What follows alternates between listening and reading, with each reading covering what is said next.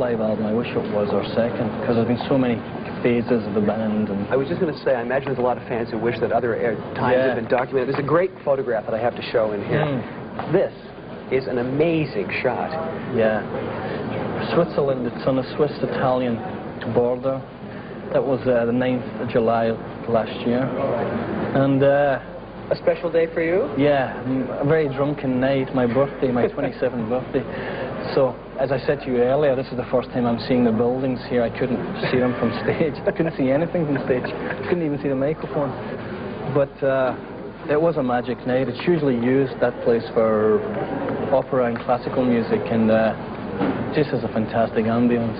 Most of the album was done in Paris, is that true? Yeah, 2 hot nights in Paris. Yeah. Now, among the credits, technically, they mentioned that you did some fixing and mixing in Scotland. To what degree did you end up fixing and mixing the tracks? There was millions of technical problems, like me being out of tune. So you end up re-singing parts? Parts, yeah. How do you create the ambience of a live performance when you're going into a studio and make them match up? I don't know. Some people can do it and some can't. But if you go back to even the greatest of live albums, I defy you to go back to the Who Live at Leeds and the Rolling Stones, get your yayas out and ask them if they overdubbed. They might not tell you the truth, but the truth is, you do create that sort of illusion. The fine line is when you go over the top and you take all the life out of it.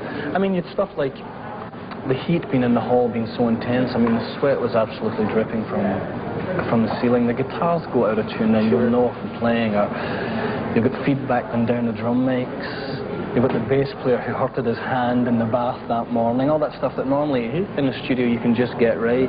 You get microphones just falling over, and you just deal with it as you go along. But the art, I think, is to enhance it, but not to take the life out of it. And I would say ours is about 70-30. That's what we try to work it out with pen and paper. That's a pretty good percentage.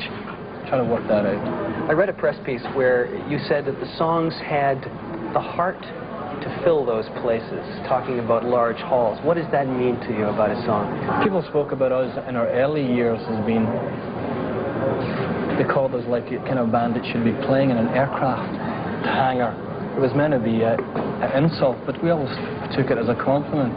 It is the big music. It's the big picture.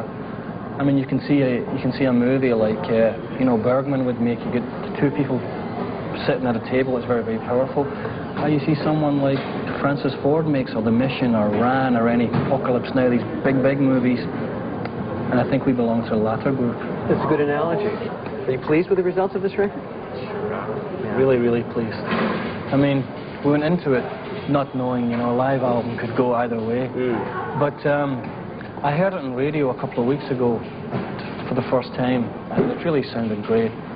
Tons of energy, much more energy than I remember having.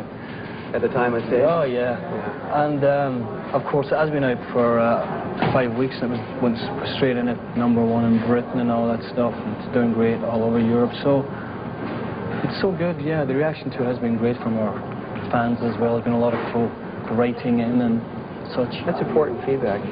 Oh, yeah. To me, a few weeks ago, someone wrote to us a letter, and she said, I don't even know why I'm writing. I'm not even particularly a fan, but I was feeling, you know, lonely. I switched on the radio, and you were there. And I don't know what happened. I just feel less lonely. And you can't, stuff like that is priceless. And we can't contrive that thing, you know. You don't put loneliness vibes or anti-loneliness vibes in the music. Hopefully we just uplift them, whether it's for seconds or minutes or years. I don't know, but we're there.